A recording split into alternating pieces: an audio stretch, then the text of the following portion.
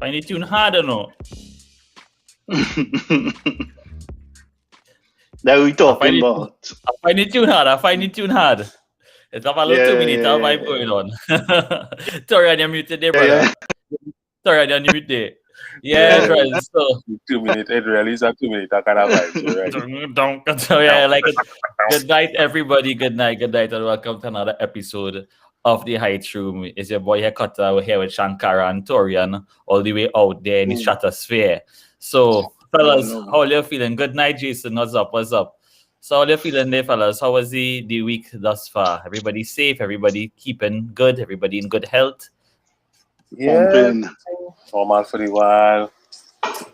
Vaccine numbers dropping here, so that's good. Nice weather up here, sunshine. So speaking of sunshine and vaccine, I see a set of old people getting wet down in the rain today, waiting for their vaccine. Right? I don't know if you see that. It's like. By reading on the papers, they say they're organizing a VIP program for the elderly and all kind of thing. I don't know. You see, I don't know why there's even bother to like start to put people in mind there, because it can't happen. And if you're really going to do that, you have to change the venue or the vaccination sites and things, because not everywhere gonna be equipped for the kind of lines you're going to have. And I mean, logistics and planning just off, guys, it's just off. A lot of people are really, really pissed off. Yeah, you go get VIP just now. You'll get diamond. You go get, you know what I mean? You'll get like a fet. You understand? Better they hire Tribe or one of them to run the event. You know what I mean? If they really were to reach out to some of these promoters and organizers, if they really wanted to know, how do we take a situation of mass? That's true. Them expertise. I mean, they might learn a thing or two from Julius and these guys. I don't know. Speaking of vaccine, right? Let's just talk about this whole situation of the 80 vials from the US now. Let's touch on that. So, what's the thoughts on that now? 80 vials of Pfizer from the US. Now, clearly, somebody leaked the document and somebody along the lines asked, because I doubt they would have wanted people to know that, we have 80 Pfizer coming down. I don't think they wanted people to know that. Because it's 80 Pfizer, for crying out loud. The question begs, anybody got any gist of what really went on there? Because I'm not too sure what went on there. Well, I don't know who actually sure about what went on there, to be honest. But 80 vials come down. Supposedly, at the request of the Minister of National Security, he asked specific for use within the National Security Ministry. And I guess Haman said that is the VIP program. I guess so. And it get leaked, supposedly, that I picked out some official document or something from the embassy, and it come true. And the Minister of Security, Hines, didn't look 200 when he was asked about it. So I didn't look too good. Minister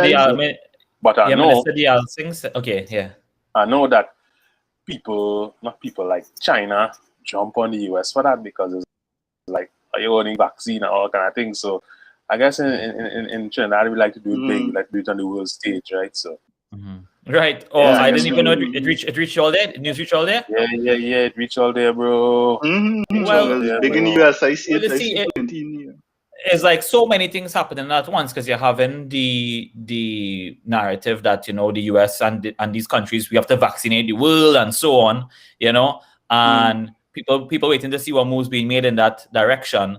And at the same time, we get 18 vaccines to Trinidad and Tobago. Clearly, that was not supposed to be publicized. Clearly, which means to say, so if you could, what is the big hullabaloo with these Pfizer vaccines and so on. And then when asked about it, Minister Dialsing, I remember saying that how it is normal, because people are asking why the lack of documentation about what it's just our thing saying 80 vaccines coming. And people asking why the lack of documentation, and he was saying that they take it in bond, and they receive these vaccines in bond, and that's how the usual thing is. They just receive the vaccines in bond until they send the proper documentation. And I'm like, what? For real? But I mean, I could be in the dark. I might not know the protocols with these things, but at the same time, it just ain't a good look that in this time of our. I mean, let me ask you this. Let me ask all of this. Why do people in national security need the Pfizer? Why do we need 80 Pfizer? 80 Pfizer, like, what is the height there? Well, did he ask for Pfizer, or did he just ask for vaccine? Yeah, Pfizer. I don't feel that gone to national security, to be quite honest. That is just part of how the mafia does work. Hines and them didn't even know that was coming, and when that dropped, he just had to find some way to cover, and he just decided to cover it by saying, "Well, here we're coming into national security, so he could control and hide where it is going on." But that never went to he. That already gone to who it had to go to. No, and lock down the thing, and I could speculate and say, right? I could speculate and say that whoever it went to, the main reason they want it is because of the fact that if you have to travel right now, you cannot travel to certain parts of the world with Sinopharm. Yeah, right? But I thought we couldn't get. But I thought we couldn't get Pfizer. You understand? I thought Pfizer was something that we couldn't get. So if we get it, and remember, we now come off blazing the man, the Pfizer bad man. Yeah, that's bro. Honestly, getting 80 Pfizer still emphasizes the fact that we can't get Pfizer because we get 80 Pfizer. You know what I mean? So we can't really get Pfizer clearly, but why the need for that 80? It probably because people need it, because it there's a lot of politics and if you want to call it geopolitics or whatever that is going on in terms of the vaccine and the vaccine as a means of traveling and thing, and we'll get into that at some point, but that's very sketchy still. The fact of the matter is that if you have Sinopharm in your veins, that is not good enough for certain regions like in Europe and thing. They're not accepting that, not because it's not a vaccine or whatever, because they just only dealing with people who have certain vaccines at this point in time. And that's just how it is. At this point in time. Yeah.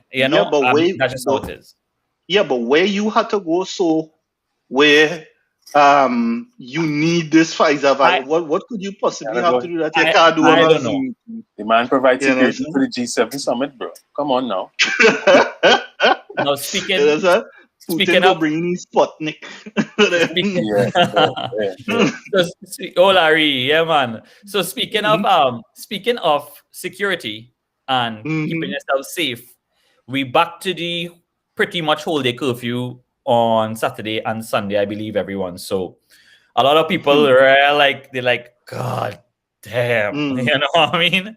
Because it's really tough that we've been in a kind of SOE situation for a while, and people, they lacking a lot of how to put it, social, not integration, but people need to sometimes just get out of the house, take a drive or something. You know what I mean? And they know for sure they can't do that. Go to the grocery or whatever normal thing, which I mean, at the same time, stay at home is the name of the game, But it's really tough, because it's not like if this is we might be in SOE recently, but it's been on and off a year now. People have been trying to kind of keep their tail home, except for a few months, and it is kind of tough. And I really I extend solidarity to everybody at home because I know it's tough, and as a people we like to knock about and hunt for, but it is what it is. We could get into a whole discussion next time about as to why. Why this is the thing is, you know what I mean, because it's how we reach here again, and but what it is from 5 to 10 you could go wherever you have to go, you understand, and every other time lockdown. So they're basically saying that they don't trust Trinis, and they don't trust They don't trust we on our public holiday. That is basically what they're saying, or they're probably afraid with the capacity You can't trust you with that. You can't trust you with that. They can't trust you with that. It's true. It's true. They can't trust you with anything as a matter of fact. We don't trust them not trust we. We don't want no friend from them don't want no friend from we. That kind of thing. That's a nice segue. I bet you them Tobago. I know. Yeah. They're a little big on you, trust we. Sorry, and we have any clip and thing on that on that? Well, let me see if I could bring it up. Me never go play, but I gotta try and have a video. So what we have here is a comedian stand-up. Now there are a lot of young budding stand-up comedians in Trinidad people might not know about. We know about the Larry Joseph and John Agitation and so on, which is the old guy, right? But we have a lot of young stand-up comedians like Kwame Weeks and so on, who are of a new guard where they have that more cutting-edge humor. It's more like when you're watching a stand-up on Netflix or whatever, and they go for that more how to put it, abrasive approach. Okay, and this is a clip. If we could get I don't know if we could get a clip of it. Let me see what I could. Let me see what I could.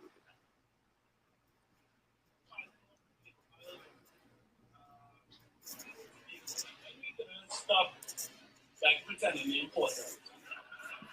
So you're talking about Tobago here? Listen, I come in here and I say good night to the lad, and nobody back to ask. What about those sisters? Nobody says that. What country's name to Trinidad and Tobago. If you just think about it, it's better because Tobago is not important. And I know you're probably harsh when they say that. If somebody come up to you and say, I have a Tobago face, will you be offended? Yeah, they hate us, Tobagonians. I don't know why.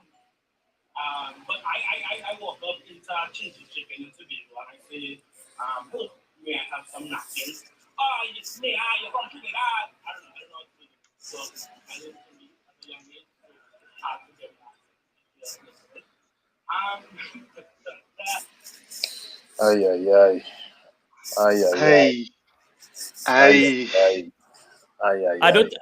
don't think in our stream we could really hear him properly. But if anybody saw the clip is around, if anybody saw it, no, you hear it. I find it kind of hard to hear, but because of the stream and thing. But what I don't even know if we got to that part, but he said a lot of abrasive things that Tobago.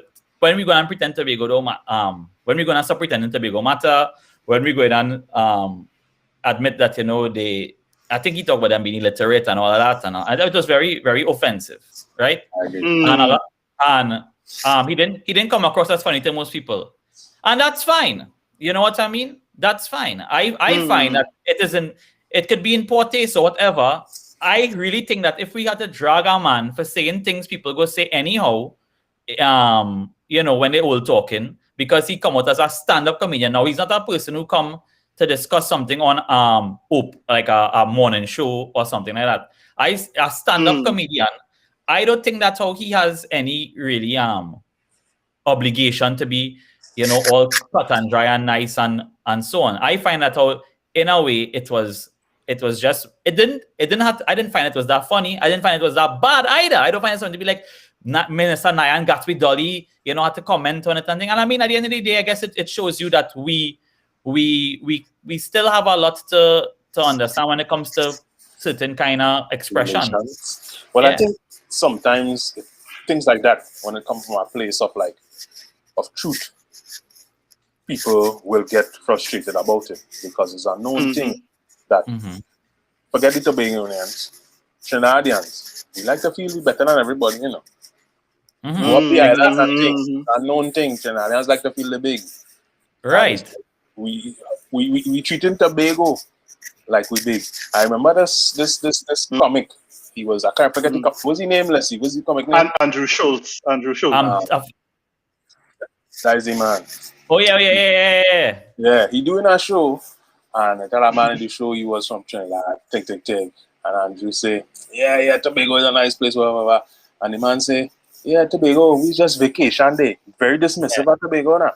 Yeah. So Andrew turn it around on him and say, oh, Tobago is a vacation place. Well, your country is we vacation place. And the man lost him out. He lost him out. So it's like... But, and like in a way that could be offensive to Trinidadian and Tobagonians, what Andrew said there. But it's the truth. To a certain degree, people just come here to vacation. They're not coming here for a summit all the time or whatever.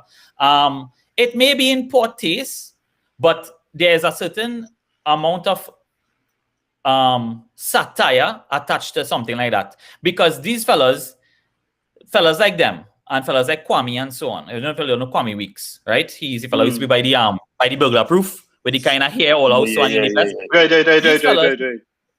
They are highly intelligent fellas, right? And they Wait, not they you wet know man they not. Kenrick? No. No, they don't wet man Kenrick. No.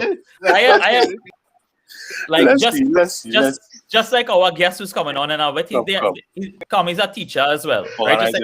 Just like our guest who's coming on in a few minutes. Kwame's also a teacher like myself. I mean, these fellas are intelligent fellas, but they will choose to attack certain topics again to cause people to get outraged, to spark discussion, and that's what they're doing right now. And a lot of people will watch him and send death threats and all of that, which is what he came out and say. He got I was like, really? Because what? Because he said the same thing people say all the time in our platform where you're looking to push buttons. You know what I mean? Yeah, fair enough. You know, so I just find that, you know, that you don't have to like it. You know, you don't have to like it. But the point is, we will now say that this man is that, you know, he's so horrible or whatever. But it's like that's how the comedy just be sometimes. You know what I mean? Yeah, true. That's my take. What's your thoughts? I know you have some Tobago partners. I find he should not go there. I find if it is he had confidence. Let me throw some shots at him. If he really had talent, he shouldn't have to go there in order to get a laugh, because he was hunting a laugh. And because it is, he know there's a nuclear topic, he decided to dig into it and try and see how much likes and shares he could get. So therefore, you know what I mean?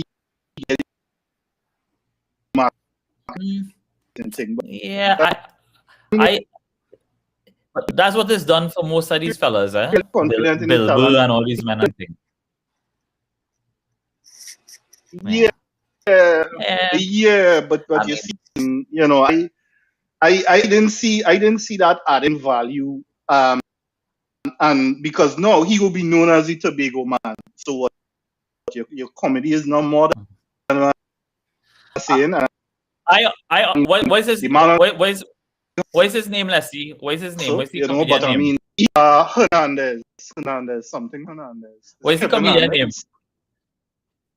Right, because which one? Schultz? Because we most likely not going to remember him for this. I think people. No. I just think people gonna just rant about it and be like, "Oh, it's so disrespectful and thing." And no, and if people gonna go and still talk Tobagonians. So in the end of the day, everybody just kind of like, you know, dancing in a circle. I find it was normal, but whatever. I mean, all right. So I think we're nearing that time to bring on our guest now. Our guest today is none other than local author Kevin Jared Hosein. He's an award-winning writer from, well, of course, Trinidad and Tobago. He was named overall winner of the 2018 Commonwealth Short Story Prize and was the Caribbean winner of the 2015 Commonwealth Short Story Prize. He has published 3 books: The Repenters, The Beast of Kuyoko, and Little Town Secrets. Let us welcome to the show right now, Kevin Hosein. Welcome, Kevin. Thank you very much, and good night to everybody who are seeing here. Right. Yeah. So I hope some of your people's come in the zone to cheer you on and thing, and how it is go. Yeah. All right. Yeah, man. So, Kevin, Leslie was telling me that you're a teacher. Yeah, I've been a teacher for about 10 years now. All right. So I'm a teacher myself. Secondary? Yeah, secondary. Okay, so tell us a little bit of what was teaching your first love, or your author. Tell us a little bit of how you got into writing, how long you've been writing, and things like. Give us a bit of your history. Okay. Honestly, been writing for like a long time. As in, first thing I ever published was when I was 9, and that was something in the Sunday Guardian. It was just like some random thing, you know, for the Sunshine and the Kids Guardian, and they used to take like poetry and short stories and things. So I was playing plenty video games back then, Final Fantasy, and so write a little fan fiction version of it and send it to you and they publish it. Get like $20 for it.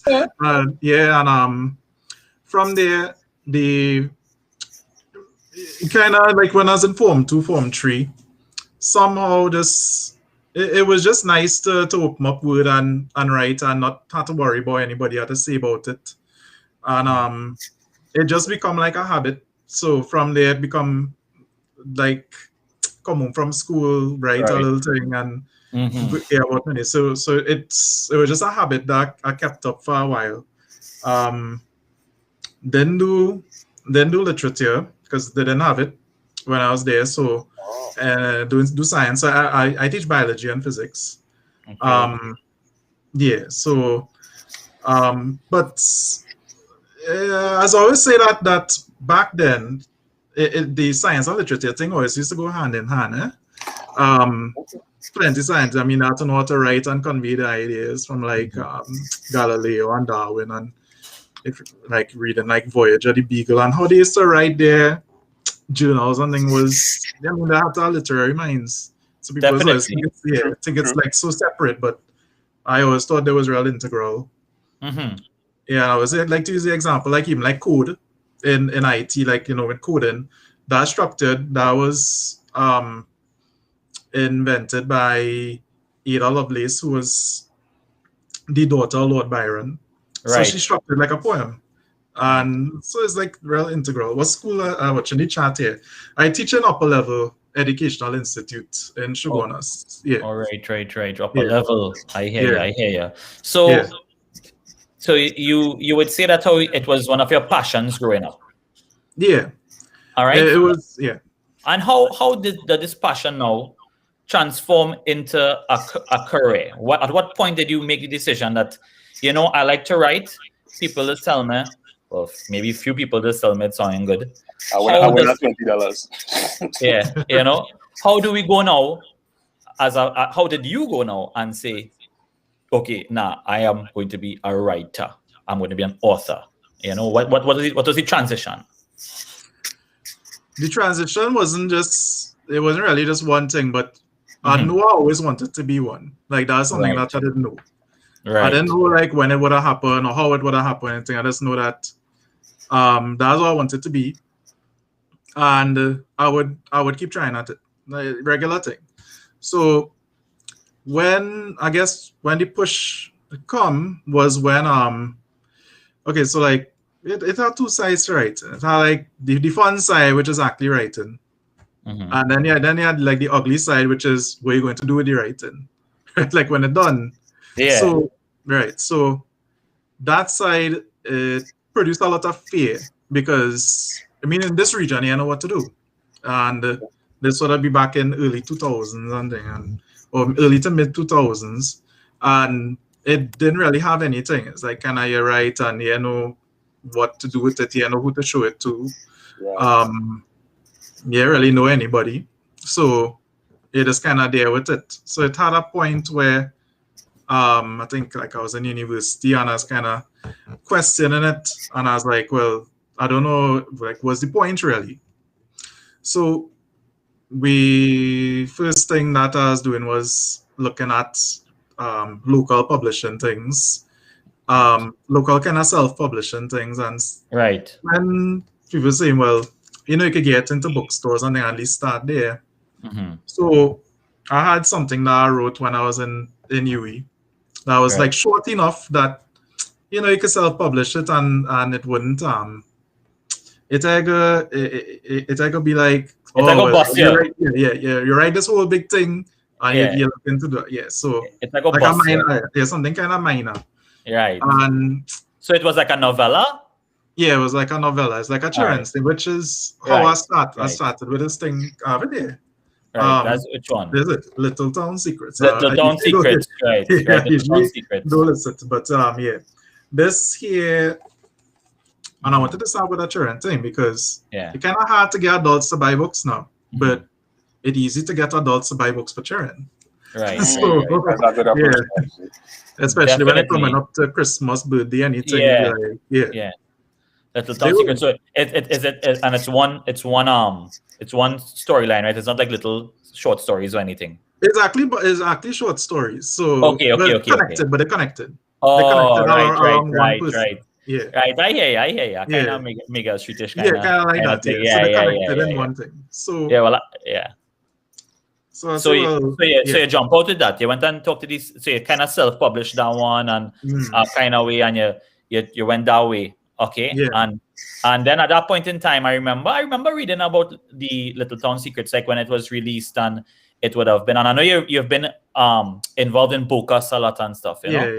Yeah. And I would have seen it when it was released and thing. But then you have had other publications that would have kind of ramped up the, as you say, the effort and if it looked really, you know, the heaviness of it. So, as always, my route is not a typical one because, I mean, typically what you would do is you'd probably do a degree, literacy as in English, and then you do an MFA, and hopefully you get in touch with somebody who would help you out. So nowadays it's I think like now because of globalization and that you can actually just message anybody and email anybody. It's much easier now. I think the problem is that a lot of nobody's really talk about that info. Right. Yeah, a lot of it you could just kind of reach out for yourself. You don't need to have links with anybody. I mean, having the link this help with anything, but if the work speak for itself, you could do that. So it's kind of like you have to work real smart kind of thing. Work hard versus work smart. So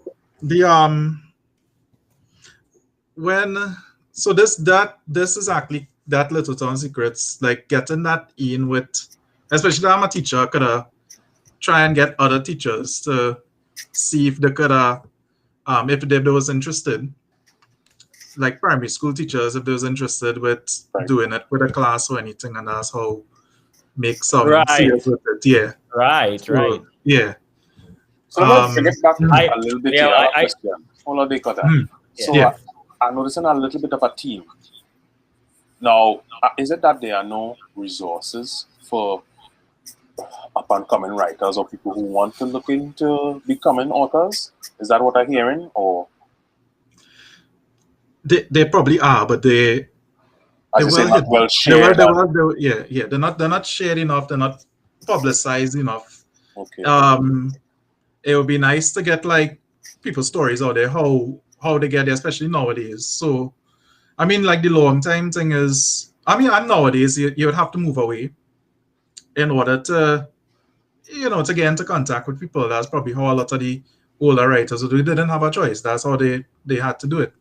Right. Now, with me now, say like my work with Bocas, right? So like I say I use that minor work to kind of get in and try to get into events there and try to get into the children's caravan with it.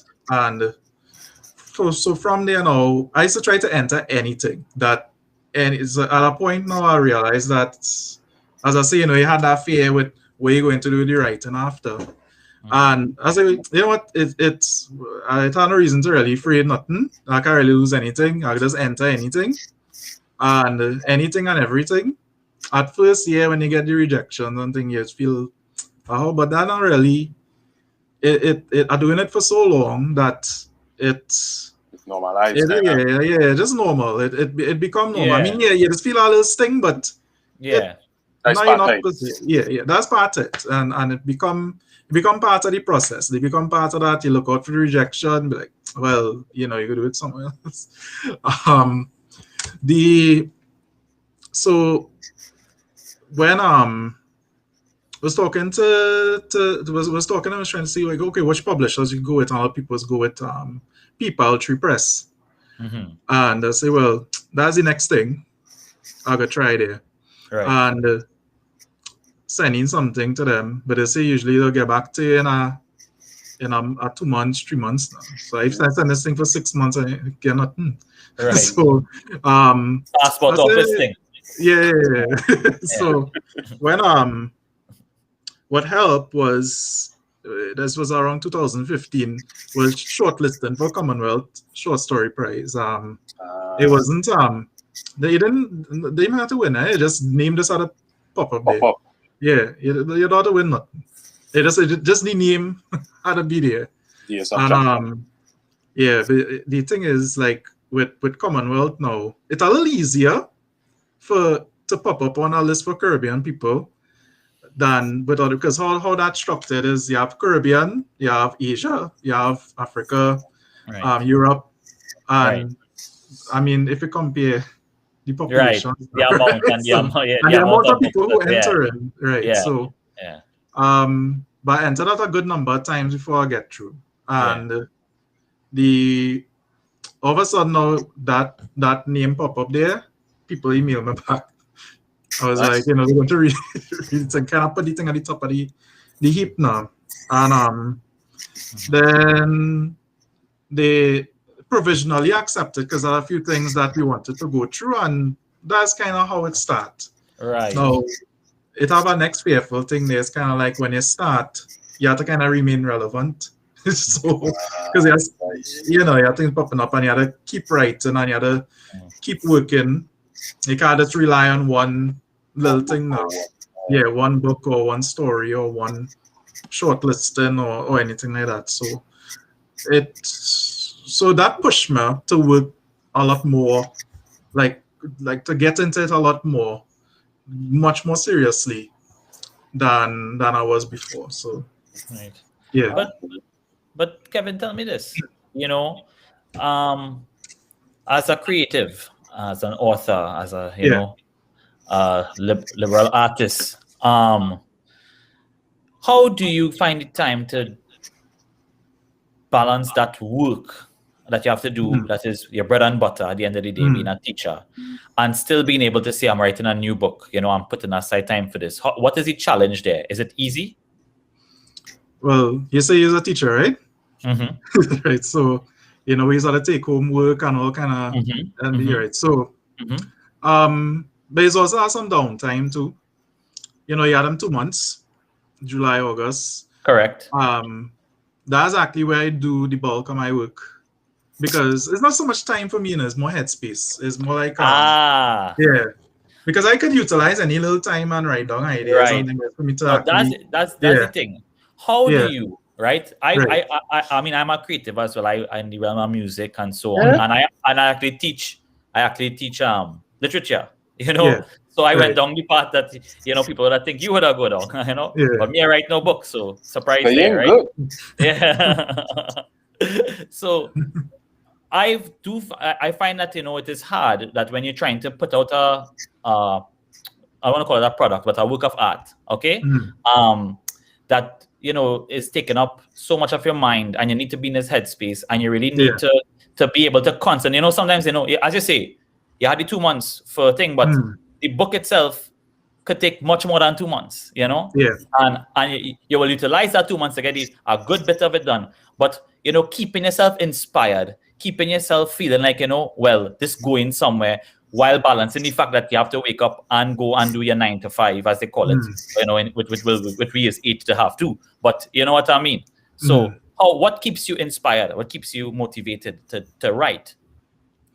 All right, so I try not to force it, first of all, and the next thing is this: when this wouldn't work for everybody, but as always, keep like a little notebook, like with my school supplies.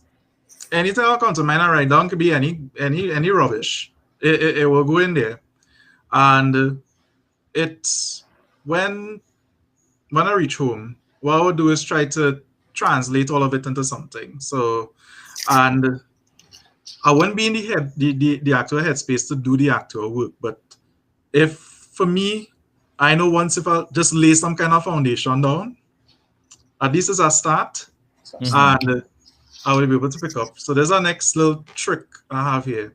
Whenever I'm writing, so usually for a writer, what I do is that the write a scene to the end, like until it finish, and that'll be it for the day. So as write it till it almost finish. So I don't finish it. So that the next day I would finish it, but at least I start. So I would know how it end already. All I have to do is start with finishing the last scene I do, and then use that momentum to continue the next one. Right. So a lot of the time, the problem is starting from new. So as always, kind of leave off where it's exciting, cut it off. I say, nah, I'm not gonna finish it. Cut it off. So actually feeling motivated, actually feeling like excited to finish it the next day. And that's like a little, might work for everybody, but that's a little trick that has worked for me. That's your process. That's part of your process. Everybody had a process. Everybody process. Yeah, man. So I have to sit down and think. Like when I'm ready to do it now, it's like it's already in my head, it's already fresh. I just had to go roll with it. So when you're writing, right, and you know you're channeling all that you would have been inspired by, who you think about when people ask you who's your inspirations to write, like your authors who you look up to and that kind of thing? Well, it's for me, but if I used to look up to authors, yeah, not all of them is very wholesome people now. So when you know, you like books and then you read about the authors, like, you know, real thing. But I think when I was read about, let me see here. I think when I could talk about more like styles, and I like how this author named Cormac McCarthy, and I started reading him from youngish. He write books like The Road, Blood Meridian, No Country for Old Men.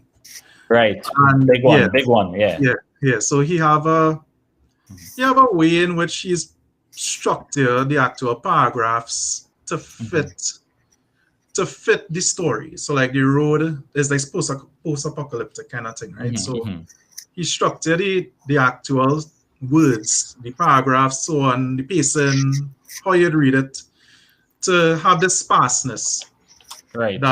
And he don't write with punctuation, and like he barely have quotation marks. He's not like full stop something.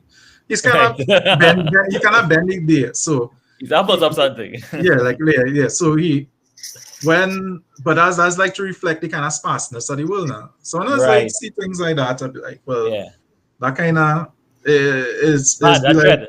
That's I find so, and I find that creative, yeah. So it have a next one too. A more recent book called Girl, Woman, Other, right, by Bernadine Evaristo, and she kind of do that same thing, and it kind of like a free flowing kind of, really care about the rules kind of thing, and it like things like that was kind of push me forward. It's kind of like how you could change the style, how you could kind of subvert the rules and try to make it into something else. So it have plenty books as well. So that's like what I like. Right.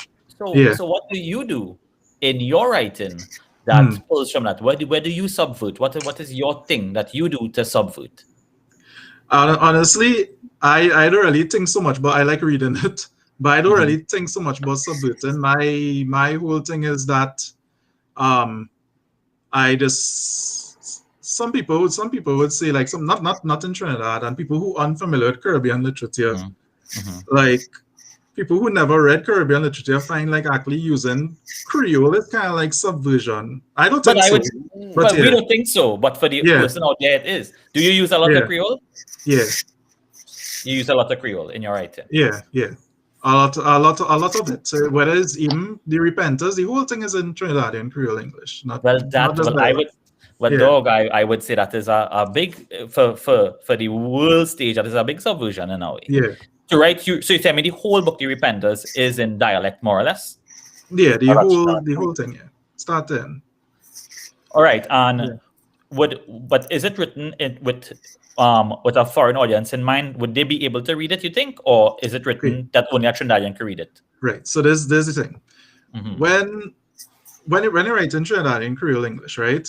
And this is something that strangely take a long time for me to figure out how to do it, because I know I read it, and I know the ones that I read that I like, and the ones that I read as like, oh God, even though I know it and I could understand it, but there's some ways in which a written is just look ugly on the page, and you could read it, but it doesn't flow, and you're not really. It's not even so much an international audience because I am a Trinidadian, and I looking at it, and I find it looking like mess. You still, yeah. So the when I can't remember who told me it, but they say like, well, write it so that the Trinidadian would what they would do is that they would phonetically read it like how they know it in their head, right? The international audience would still have an idea of it, right? Now, you have your whole levels of Creole. So you have your mid-level ones and you have your base select and all kind of things. So the ones that really you want to really stand out, you could do it phonetically. And the ones that you just want people to read and kind of flow through, you could half and half it, because you don't have any reason to spell. Although I say this don't apply to all cases. I like literature, but like if you're spelling the D, right, DE, you don't have to write DE all the time. You could write THE, and a Trinidadian would read it as D. Would read it as right? D. Would read it as that. So and then what you could do is you could have one character speaking it as DE, right? And then an international audience would kind of pick up, that's it. So you don't have to do it all the time. So interesting.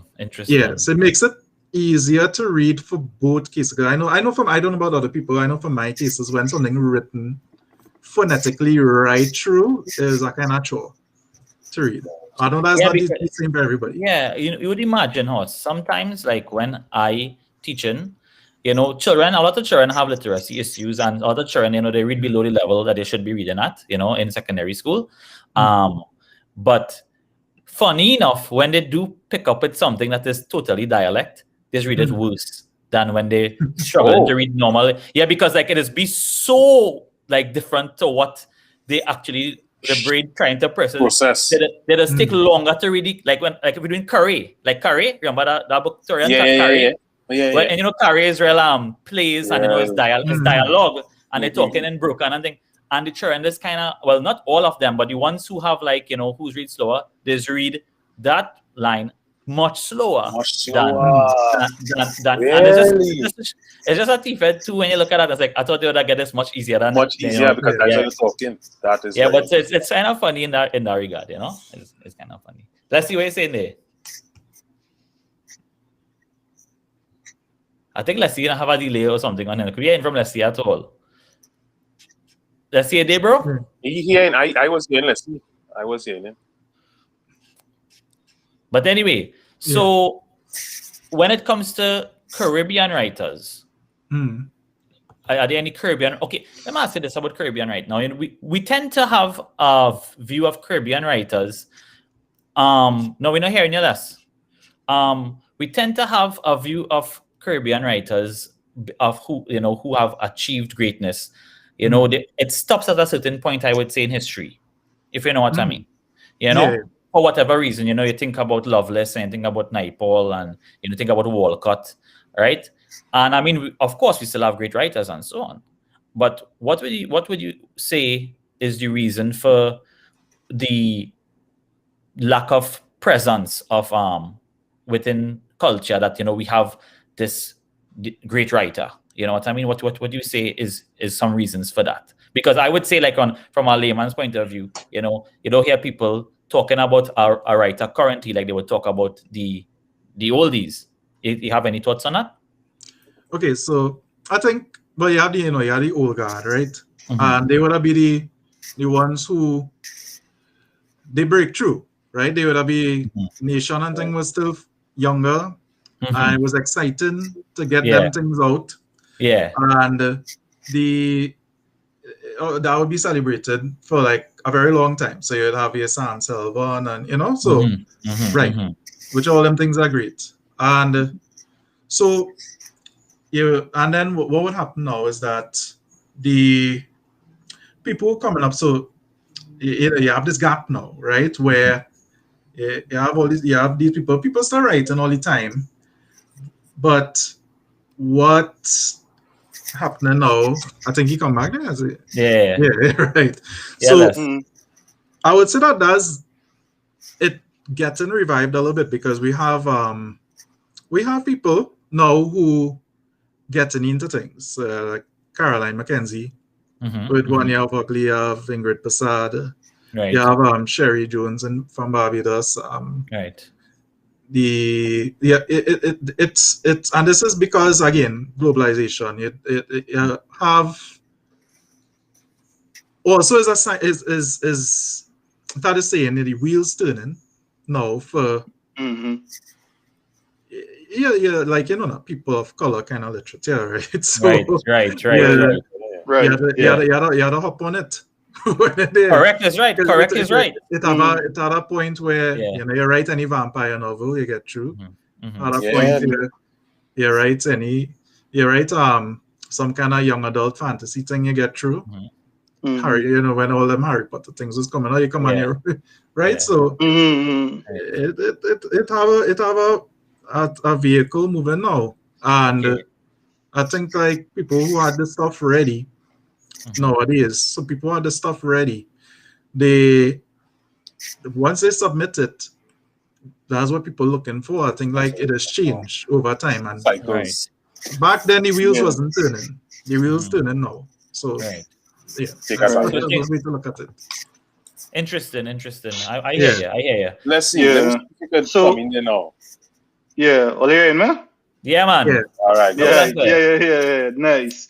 Yeah. So the thing I wanted to ask Kevin is that leading off of the dialect versus non-dialect, I know one parable that always comes across for writers is: do you write for your readers or do you write for yourself in terms of your story and you just want to express this idea? Which side of it you fall into and why?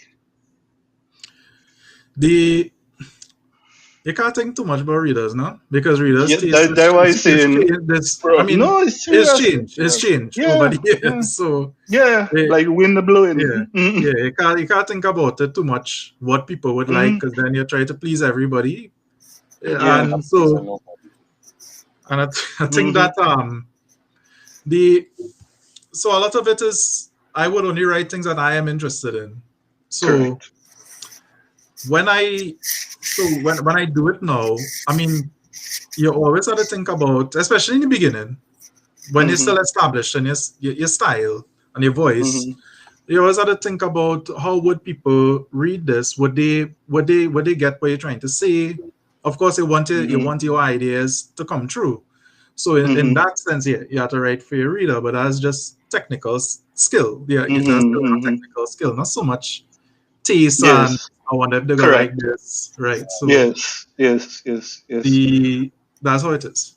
But you think like even I noticed like for bookstores to get things in bookstores locally, I noticed like the process is like you have to go and talk to, and I mean RIK seem to kind of dominate the local scene, so it's like you have to go and talk to RIK and it's if they they like it or if they know you and that kind of thing.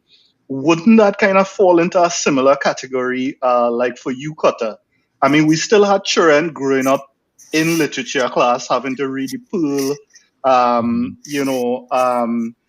To Kill a Mockingbird, and that kind of thing. Real different school is a different book. That next thing. Yeah, but I mean, it's still the staples then. You know what I mean? So why are they still the staples? Why not have like some dialects, some things we have Boboy and Defense. We have Backfire. We have Carrie. It have books. But those are the old school ones though. Those are like the Earl Lovelace and the Merle Hodge and that kind of thing. Which that's the thing. That's the thing. It's like we've graduated from that. Everybody is still. And let me make the point with that, Cutter. And I was always had to bring in the bacchanal. So let me bring in the bacchanal with that. It does feel like for me, you know what I mean? I come up in the science thing too, and I now start to really get into the writing thing for the last 3 years and whatnot. And it feels when you start to talk this writing talk, like it have these gatekeepers, these old school, the Merle Hodge, the Earl Lovelace, and these kind of characters that if you don't write like them, then you're not, you know what I mean, in that line. And even when you start to talk about, okay, Caribbean publishing, you realize Riverhead Publishing have a kind of monopoly on the scene, you know what I mean? And they now looking for that similar kind of that similar kind of writing. So I don't know, what is all your thoughts in that? In the school, is it that you think that those old kind of Caribbean writing still kind of govern, or you seen a transition? Well, first of all, he's teach bio, eh? But right. Yeah, but that's the putting my two cents on that. Yeah, you would be right in saying that it still has to be a certain time period of local writing, Caribbean writing, a certain time period, a certain cutoff point when the books were actually written, and then the only person who have the kind of known since the same kind of Sunday Guardian, I think Al Ramsawak, you know, Baba and the Johnson, why by Al Ramsawak. But since we small, we listen to Al Ramsawak, these are Al Ramsawak. So I mean, like, yeah, there is a bit of a stagnance there. But maybe Kevin could touch on that whole thing about if there are these gatekeepers really and truly, or if there's really some kind of monopoly and so on. Okay, so I wouldn't call it a monopoly. First of all, bookstores, and then start to die, go pelt something. If you start to bookstores, something here. But okay, so with this now, I think is with exposure, right? And when so this is something I had a problem with a number of years ago, and when you think about Caribbean literature, you had this one image of it, right? And that one image is what older writers would write about. So, and I'd be like, well, you know, you have your local books, and you have in a bookstore, you have the West Indian section, which is like the ghetto, right? Of the bookstore, right? Correct. So, yes, I bet, well, why you have this West Indian section? Why not just integrate them into the other fantasy, things? Right? Yeah, horror, put them thriller, and that kind of thing. Yeah. So I don't know if anybody walking into like the regularly, the average citizen walking into a bookstore and say, I want something just West India, I really care what it is, right? You would want to buy something any genre is read. Correct. So, children or thriller. So that was something. So the next thing is this. When we have a book that is genre work, right? So I'll give you an example. It had this book called Ooh, My Testicles by Lyndon Batiste. It's a very short book. I thought it was real funny. It's about, and really it kind of went into, you know, this man had something called testicular torsion, and you know, it puts up and the man, not a good thing to have. Right. And the man went from had a hop from health service to health service to get this thing fixed. Man had all kind of thing. So I believe it's a true story, but it's about. But in the end, it's about how tedious the healthcare system is in Trinidad. I thought that was interesting, but written in a very funny. It's a comedy. Yeah. And I was like, well, how often you'd really find a Trinidadian book or even a West Indian book that's just pure comedy? It don't want no big dramatic thing to it. It's a man literally trying to fix the balls. Trying to break. Literally that's the whole book, right? So, and I was like, well, this is something that I read out in one go. Because it's not so long, and I was like, if it tell this story, or you read this story to somebody who just any citizen, they would find it entertaining. Because you know it's totally relevant. Even to children, they'd find it entertaining. Yeah. I don't know if you'd read it to little children, but you know, so but it showed us this side of literature. When I read it, it showed a side that not really tapped, and because I had the one view of it. And man say oil Peter with a Marco tree. But that's true. Right. That's true. I see that. Right. And my thing is always like, I think a lot of writers have this view that Western literature should be this one thing, but you could write West Indian horror and you have West Indian sci-fi, which it have some anthologies, and they don't see it in the bookstores. It's not there. It have plenty of things that you would only find it in specialized bookstores that probably would have some kind of deal with the independent publishers and depending on the others, you don't really see it. So yeah, it have a who you know kind of thing, because I go call the names, a real trash to end up in RIK to Western literature that the margins and thing off the cover is some kind of bootleg thing from the internet, right? So all kind of things end up there. And then people would go in, they would see that, hey, that's West Indian literature there, boy. It is real bootleg literature. Right. So just that visual alone. Right. Exactly.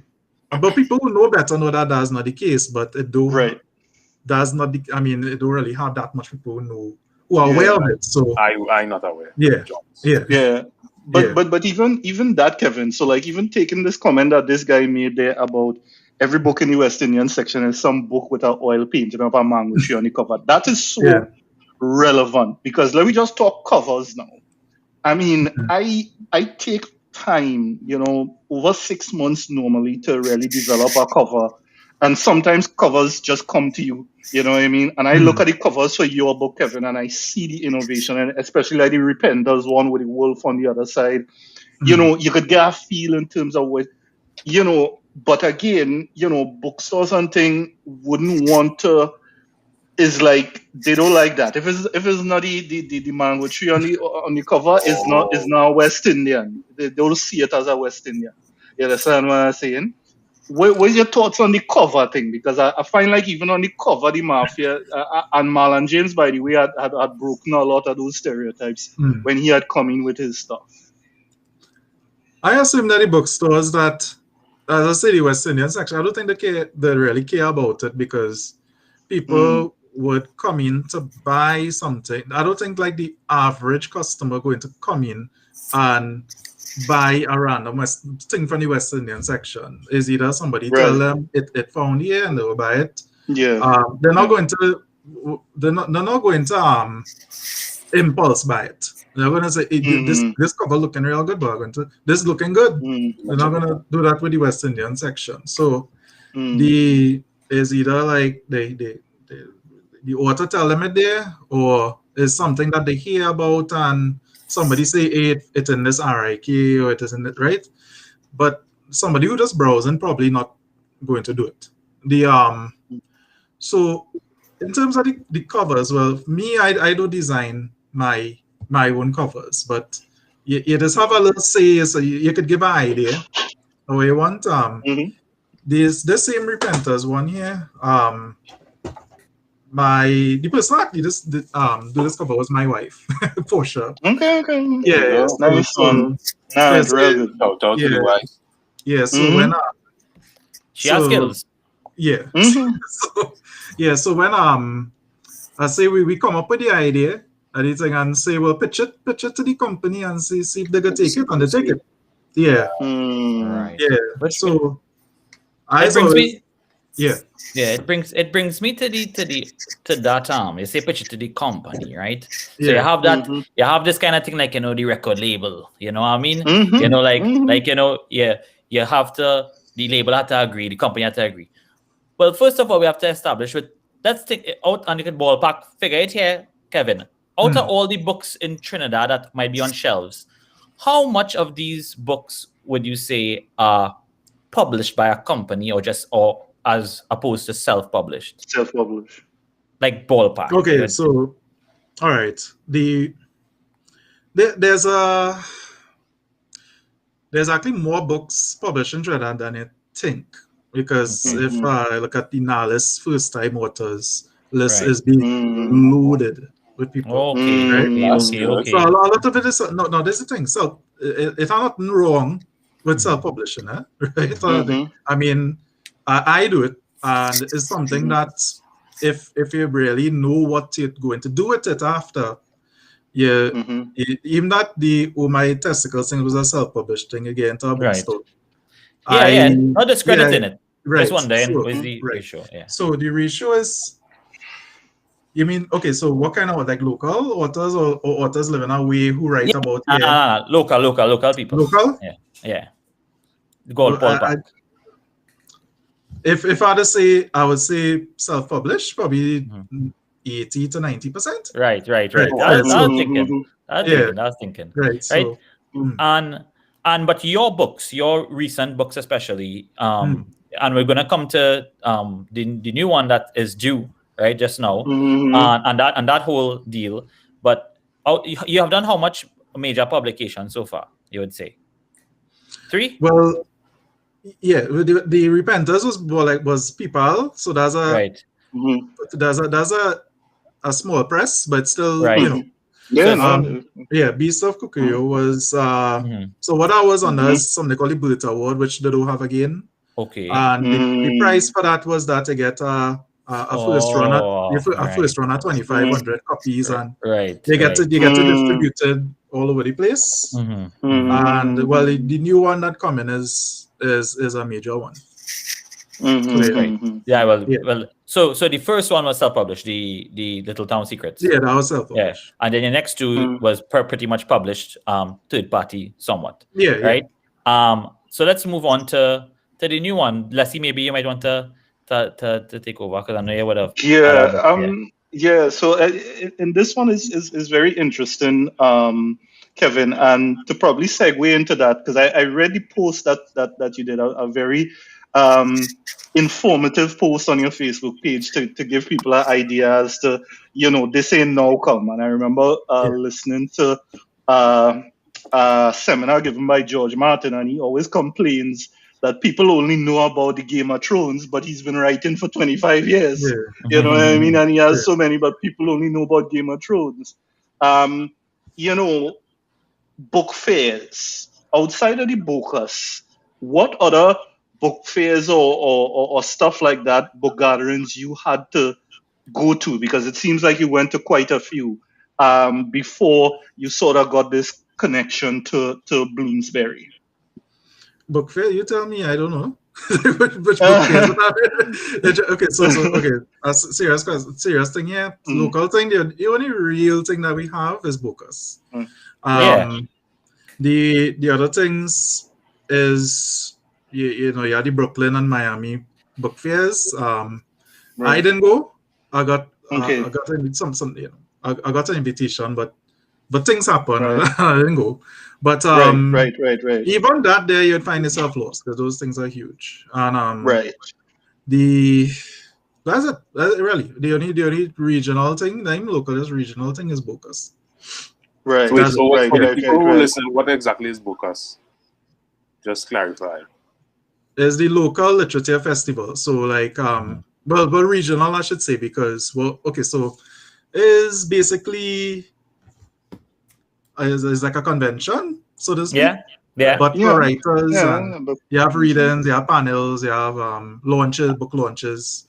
It's up once a year. You have a prize. It's an annual prize for like the best book, fiction, poetry. That's what it is. Nice. And it's be like a week long. I believe it's like a week long. It'll be like a week, about 4 or 5 days. Yeah. I never went to Bocas, but I remember some ship used to come in. Logos. Like that was it? I buy some book from there. No, but getting something in Logos, man. I get some nice things there. Yeah. But would you say, Kevin, then that is basically probably the exposure from the different books then is how you were able to connect with an international publisher like Bloomsbury in terms of, as you come out with the Bisa Kukoyo, then with the Caribbean Awards, that's how you were able to sort of make that international connection? All right. Well, is a kind of roundabout thing. So how this started is that because when I first started going, I didn't go as like somebody who's slated to be there or anything. They have this thing, readings at the arcade. They just go by a mic and you read. Cool. And you write something, you read something about it, have a small audience gathered there, and that was it. The woman who's run the thing, Marina Slandy Brown, she find I read good, and she always remember me from there. I wasn't as somebody who was there on the sidewalk. And later on, now I started participating a little more because of the Little Town Secrets. I started getting into the Churns thing. And afterwards, now I actually had the Repenters launch in at Bocas.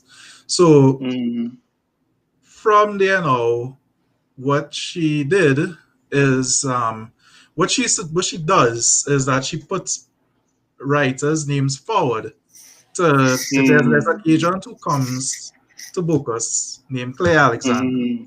So she's part of the agency Aitken Alexander, which is the agency I'm in. So Claire Alexander, so that is her husband was Naipaul's agent actually. So he was a big boy. Right. So a big boy. What she is that she would put forward the name, and they would see. They would try to kind of scout it out and see. So she was saying it's kind of like pulling. She used this term, it's like pulling teeth because every I don't know who put forward, but everything she put forward, they'd be like, nah, So, but when they come to me, so they say yes. Don't know how, don't know anything. They say yes. Yeah, the talent don't play. Yeah. Well, I think is that I had things already out there. It's kind of like, well, I could do it. Right. You position yourself now. You position yourself. You position yourself. As you say, from a young age, you're pushing yourself a certain way, and you position yourself. Yeah. But I would still say though, because I reach about halfway through Repenters, and I would say still though, Kevin, that your writing is at an international standard. I mean, I read the flow, and the flow is phenomenal. The story, the hooks are there. So I mean, even if I would think someone like Bloomsbury look at it as not, even if they have a bias against West Indian literature, I mean, you read that, and to me, I was instantly hooked. The at the end of each chapter, it sort of pulls you into the next chapter. So the flow is there. But let me even ask that: did you edit it, or you had someone else look and edit it? Right. Well, there's a comment on something here. Bloomsbury, and I say this because I'm under contract or nothing. They may have no bias against West Indian literature. I think the people who have it is we. I think we because gatekeeping and so on. Point. They actually they want it because they don't know they right. A lot of the editors, I spoke to 7 of them who when I was doing the little bidding thing. None of them know about Trinidad really. And they when reading this here, it's not so much you're writing agenda, it's not so much you're writing like, okay, this had to be like the Trinidad thing, and you have to have this and this and this, and the oil painting, the mango tree, you have to do that. the thing is, the once the characters mesh with them, once the characters, the conflict, once it's like it's universal conflict kind of theme, it doesn't matter where it's set, it doesn't matter when it's set. Once that comes across, that would make a good story. A compelling story. Right. Yeah, that would make a compelling. That's what makes a compelling they will then story. think they could sell that. Yeah. Nobody care about West Indian and thing. If people know, if people read anything and they like the character, they could connect with the characters, they could see the self with this running team, they could they don't really care like who, like where the characters from or when or anything like that. Once the story good. Once the characters, the conflict and things. So so I'm trying to remember the where did that? Me myself. Let me just say something. It's in right here. Yes. Let me say something. Like, as you say that, the people who are against it is we. And I think that's how overall, when it comes to arts, I think we limit ourselves, in Trinidad, in Caribbean, because the same image of, well, the mango tree had to be there and thing, and if it's not in the Caribbean, it's because there have been, we have, it's almost as if, how they will say, well, this is what they sell now, like it come with music, soca, chutney, whatever, it'd be like, it had to be like this now, because if it don't follow this, it ain't gonna work, because that's what people like, and that's what we're known for. But at the same time, globalization, the possibilities are there, the avenues are there, people are open to, they don't really care where you come from once the art is at a level that, once they get, if they know about it, we have to kind of stop that, keeping ourselves back and thinking at all, well, because it's Caribbean, it had to be a certain way, that a song a certain way, it had to look a certain way, push, do your thing, and then get it to where it had to be, position yourself, and things will happen for you. But don't take on the fact that people say, oh, well, you from here, it had to look like this, it had to sound like this, X, Y, Z, the other. But I get back into the editing talk there. So if what was the question? If I edit or if you had someone separate edit it. Okay, so, well, how does this go is this. Okay, so the Little Town Secrets, which I say I self-published, right? So that day I had to hire an editor to go through it. Not as you have a proofreader. The editor would usually act as a proofreader. Proofreader is just if they have any typos. More content editing you want or developmental. Yeah. Right. So editor would what they would do is that they would look at pacing, they would look at they would look at more, they would try to find continuity errors, they would try to say, this chapter here could tighten, right? Yeah. So this chapter could tighten, you could add a little more about this character, right? So so when again published by like when it was a publisher, well, first of all, anybody who want to be a writer and think, never ever, if you're working with a publisher, you don't have to pay them nothing because it's them who take in them was the ones who invested. So somebody who pay in you, who you have to pay to publish, or they say, well, we could publish here, but you have to pay the editor. That's not how that does work. And because they are the ones who are supposed to be invested in you in order to do all this work so they could get your product to a level so they can sell it. So with editing now, I work with a number of editors. So the Repenter specifically, another writer who is also the editor of People Tree Press, name is Jacob Ross. He writes crime fiction, actually, which is, you don't have much of that. And you think you'd have more than crime fiction, eh? Right.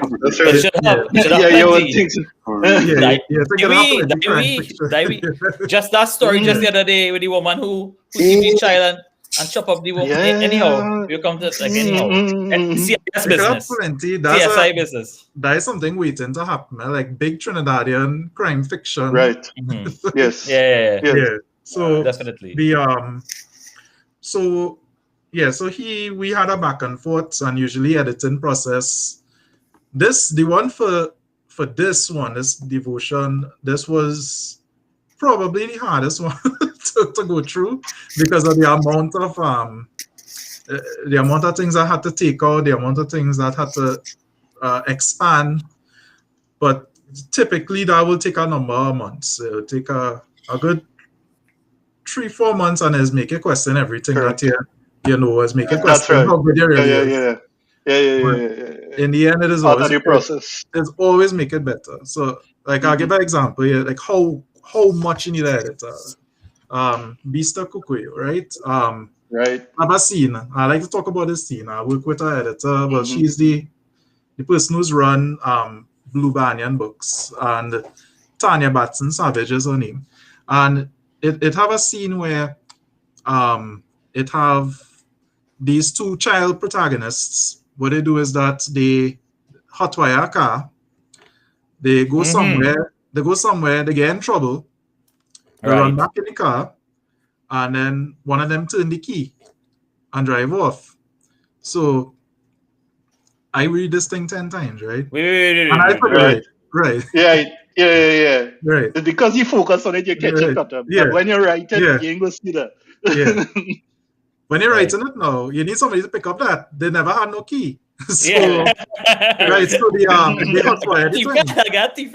So it never had and I so focusing on pacing and making sure that the thing flowing and exciting and the language used that I fully missed that they never had a key. So she went through it and then she put a thing, but they never had a key, They hotwire the thing, and this is always why you need another pair of eyes on it. That is crucial. That's everybody need that. And you find, Kevin, that perhaps maybe like a content edit is sufficient, because I mean I've found that like when you go to especially established editors for developmental editing, I mean, their prices is like almost like 9 cents a word. So like if you're doing fantasy books, 80, 90,000 words, you crossing like 7,000-8,000 US, you know what I mean, for full developmental editing. You know, where where do you lie where you think it's like, you know, where do bust your bank behind it then, you know, proofreading content or developmental? Start Or just small. finance someone. Those start with no big 200,000 Game of Thrones kind of, right? Correct. Because those start with that. Start if you have to do short stories first, where if you want to, because at first, what you would learn, you would first, when you now start off, of course, you're not gonna probably get into a publishing house and get your free editor and thing there, right? So you would probably have to pay for one, and just to get you started. And some people do have to do that. I know I had to do that in the beginning. If you start with just short stories first, and not your partner, your mother, or anything like that, because they're not gonna. If you pay somebody, if somebody getting paid, they're gonna do the work.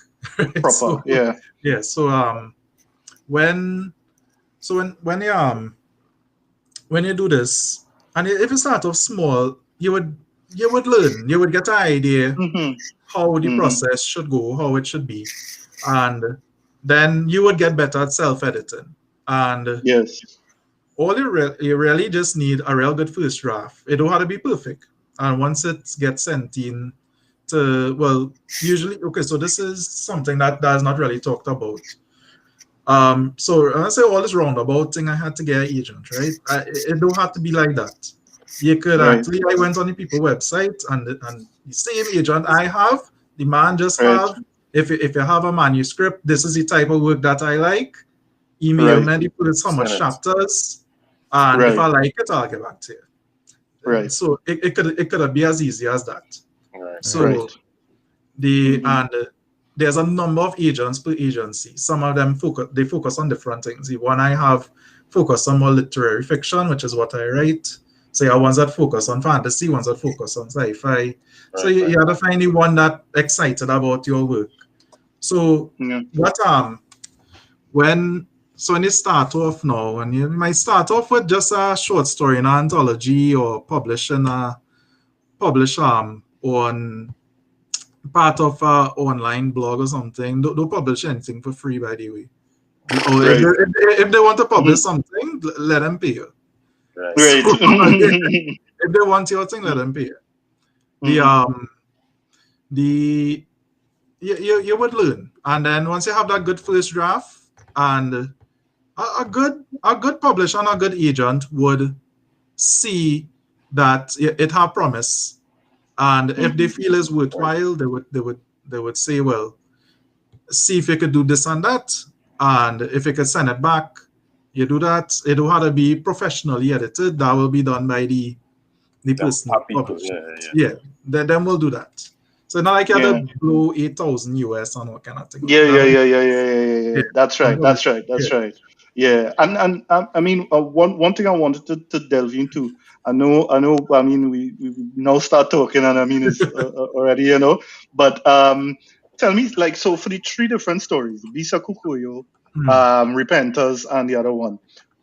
What was a main character in each one of them? And normally, like, those hot characters tend to be based on someone you actually know. So taking like the Bisa Kukoyo, what was like your top character in that one? And, you know, was he based on a real person you knew?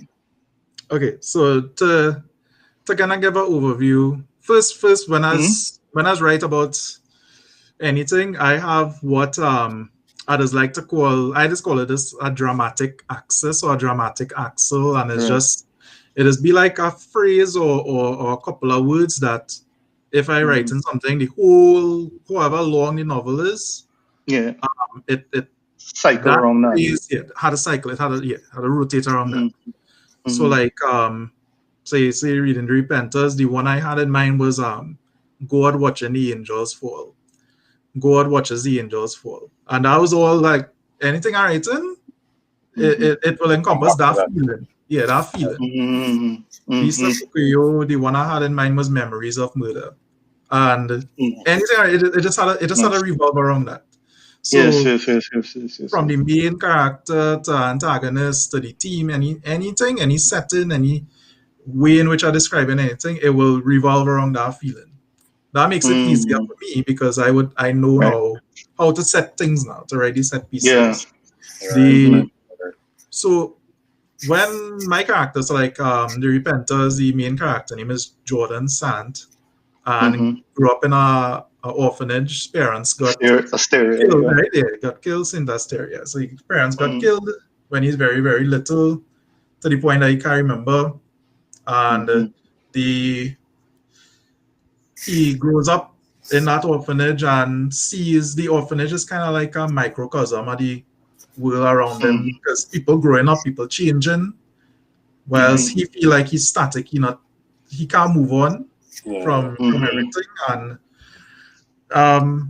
that there's like an interesting thing to me. A lot of writers write is people growing up and things falling into darkness. Right? So Bisa Kukuyo is about this 15-year-old girl named Rune Matura, who she classmate goes missing, eventually found murdered.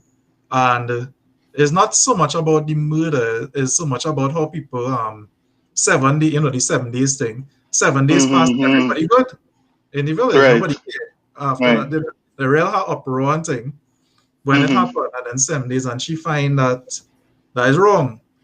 So that's like the theme of the axis I have for that. Memories of murder. Yeah. Right.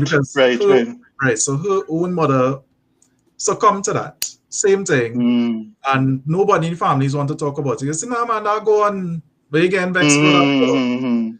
So that kind of push on out to find out who actually do this thing to her classmate. Not so much that she want to know who killed the classmate. She's not even that fond of the classmate, but more to the entire investigation of why people is be like that. Be like that. Do something like that. Yeah. The cover for this, I didn't even tell them about what the cover is. That chicken is like this carnival looking fowl. And I was like, that's fowl. Right? So it's a rooster. So when I have a line in it, somebody was talking and there's talking about Trinidadian people, and there's be like, well, Trinidadian people it's kind of like when they go to buy chicken and the man go and pick up the fowl, and then all the chicken and them flailing about, right? And what happens is that, this one, they get plucked and they get killed and, you get your meat, but all the chicken and flailing around, but after 5 minutes, they're good. Right. It's like nothing happened. Like nothing takes place. One go on, but nothing happened. So after 5 minutes.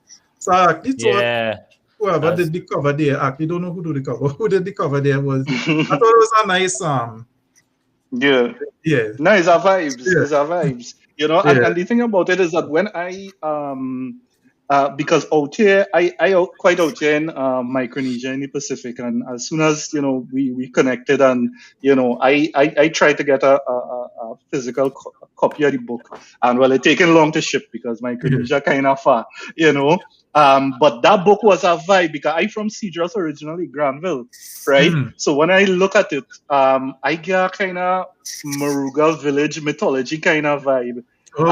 You feel as though like Caribbean mythology like had a little kind of sauce in it a little bit.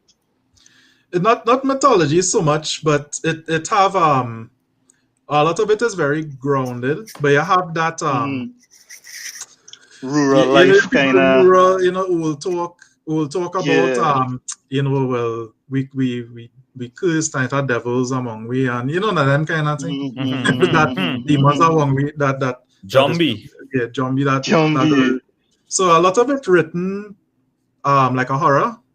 So it's nothing supernatural about it. It's not a monster or anything. I know it call it beast. It's not no beast. Yeah. Well, no mythological beasts, but yeah, but I mean that's darkness. There's darkness nonetheless. Yeah.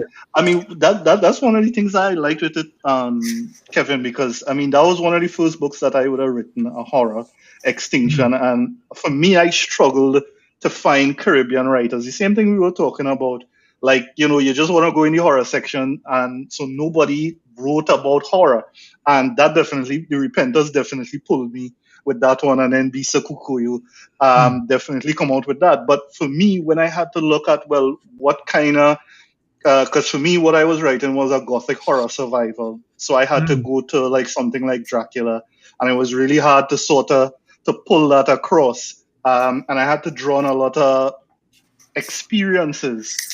Did you have to ever kill a character? And did you feel like hard? Like for me, it was like I had a couple characters that had to die, and whew, that was draining to have to write those, boy. I mean, you ever went through that?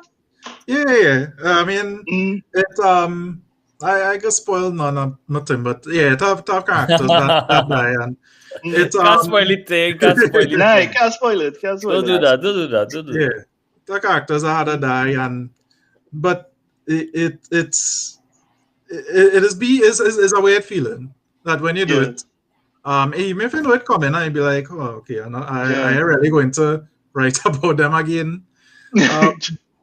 But it sometimes it had to be done. Yeah. Not so that the next character could grow or something. Yeah.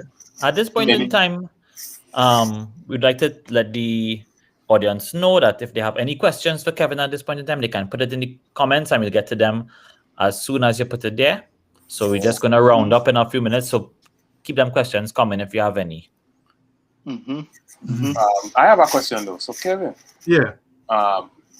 As a writer, what do you think of adaptations from books to movies? Do you think that it's okay? Do you think that books should stay books?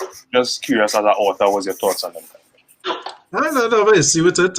More series than movies, because I find like some of them it works better as series. If it had to work, of course, you need much more investment to do a series. The condensing a movie. So it have some books that I was really surprised work well as a movie. So I don't know if you know Cloud Atlas. Yes. So the book is a bunch of is basically a bunch of different styles of writing. One of them is like interview. One of them is like a straight story. One of them is like a journal. There's a bunch of different styles, and of course, they can't really convey that so well in a movie. Correct. But, how did the movie? Although the movie was. It bombed pretty bad, but I enjoyed it, and it was done well. So I think like how if the person be really into it, it'll be a passion project. It has some that just can't be adapted. I think one of the or to be incredibly boring because it's so into in the character's head that it only works as a book like The Catcher in the Rye by the J.D. Salinger. That'll make a real boring movie. So one of them I find that could make into a series is Marlon James' Brief History of Seven Killings. Not because it's good, because I never finish it, and I would probably just like to watch it because I don't want to read it. Yes, yeah, no. Some of them like that. Some of them is better you just pull it in, and I mean Netflix seems to be pretty big on animating series now and thing as well. So I mean, some of those things, what you would think about that, Kevin, in terms of doing, if you get the option, animated versus live action, which one would you go? Which one you think it matters? I actually find the animated is an interesting. I never really thought about that. I'd be incredibly nervous if it was to ever happen to me though, because I've had something published in a magazine called Lightspeed, and they did an audio thing it, and they had a man with like a real Indian from India accent. Not doing the character. I was like, in no Caribbean don't talk, so I was like, the research was like, very, very nervous, unless they could consult with me or consult with people from the region to get it right now, voices and inflections. No, it's a critical thing because Netflix just released this new animated series called Tracy, which is from the Philippines. Yeah, and well, you know, people down here, it have a lot of Filipinos that live here and whatnot. So they raving about it and that kind of thing, about how authentic it was. But you know, like you could see that they give Netflix props for trying, but you did see like they did do a sort of Latino mix of it. So some of the voiceovers was more Latino than, you know what I mean, than that. And then you have like the Shadow and Bone trilogy that was just, the series just come out, and you know, it, to me it was a good adaptation. You know, I felt it could have been a little more darker and, you know, more rooted to the story itself. But I mean, Leigh Bardugo was part of the producing panel, so I mean, it's something that you would think would be a good thing. But I just find that it's always like a flip of a coin then, in terms of knowing whether something will work as an animated series rather than, you know, thing, because depending on how much magic and thing you have, it would be cheaper to go animated, no? Yeah, it's with animation, and especially Netflix animation. I mean, that they seem to have that down from the things that I've seen. Again, is if they could get it right, and I say my thing is really like the language. If they could get that voiceover, down, then that's what that would work for me. Yeah, and I think you definitely saw that in, like, I mean, if you're an animated fan, you would see. I don't know, you're a He-Man fan? You ever watch He-Man when you was young? Yeah, and I see the trailer for the you know, the new one, right? Yeah. So they're bringing in Mark Hamill as Skeletor, which for people who are Batman fans will always hear the Joker. You know what I mean? And they'll be like, well, the definitive Joker. Yeah, a lot of people don't realize Joker is Luke Skywalker now. No, they don't. You know, so I mean, voice I think really makes a difference in those sort of things. And like Castlevania, the voiceovers in that was brilliant, you know. So you know, just to kind of follow up something we touched on earlier for a bit there. What can be done to encourage new authors and up-and-coming authors in the Caribbean and Trinidad in general? Honestly, like stuff that's going on here is to make people aware that it is being done. There are people who are interested in it. I think like what might deter people is so. Right. It have plenty of people. I don't know if it's just me. It have plenty of people, and not just Trinidad, but the whole region, that like to write. They like to write. They want to publish a book.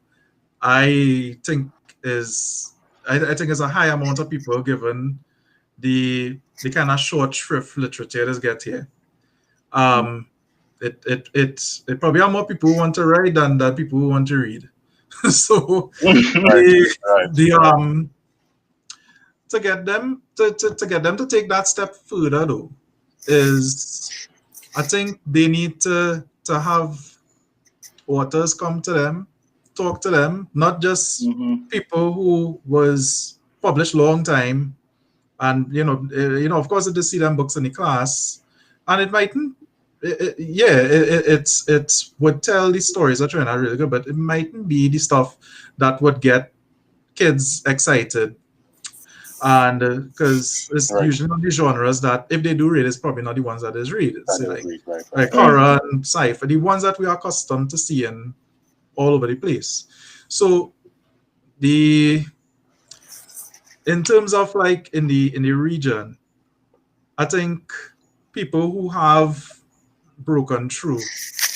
I know that when I posted my thing with Devotion getting into Bloomsbury, I had like an inundation of messages. Like those other people,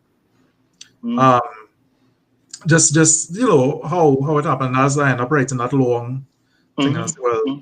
See if we could refer to that. And I also have a next post, which is just the breakdown of how we could get started on publishing. So as I always refer people to that too. It's not the way to. It's not like, but it's a way that you can get. A way. Yeah, and I think like how.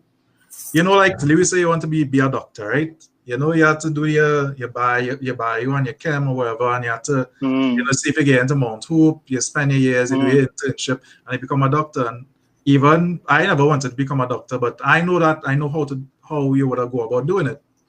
So if you had to become, let me say, a writer, nobody really know how to go about doing it. Nobody really know that, okay, how are you going to be right? Okay, I'll sit down and write something and, go eat. Senating, where Senating, I don't know. And we're supposed to wait for somebody to come and ask me for it. Nobody really know. But when you really dig and you talk to people, and I think like if that was publicized, more and more people, not just me, but people who are broken through and people who are even just starting out and what they're doing, if they talk about how they got there, how they get in there, or the experience, or even just getting a short story published somewhere, how they did that is somewhere to start. Still a big help, yeah.